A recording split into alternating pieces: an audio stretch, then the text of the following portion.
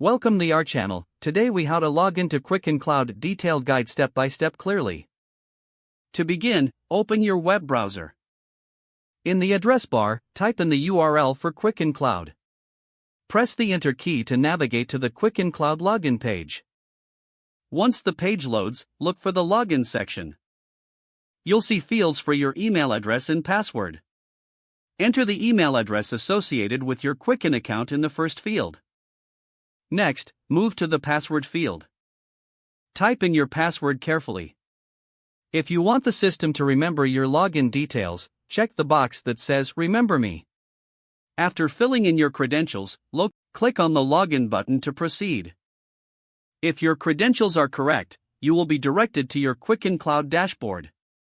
In case you forget your password, click on the Forgot Password link below the login fields. Follow the prompts to reset your password. Check your email for a link to create a new password. Once you've successfully reset your password, return to the login page. Enter your email address and the new password you just created.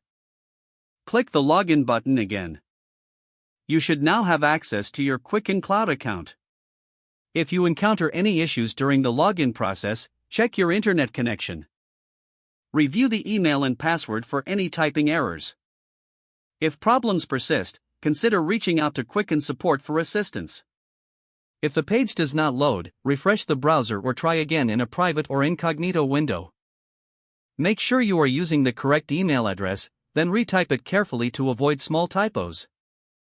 If your password is not accepted, use the reset option and create a new strong password you can remember. Check your spam folder for verification or security emails, then complete any requested confirmation steps. Enable two-factor authentication if available to improve account security and reduce unauthorized access risk. After signing in, review your profile details so your contact information and settings are accurate and current. If you see an error message, note it down and try again after restarting your device and internet connection. Don't forget to like this video and subscribe to our channel for more step-by-step tech guides.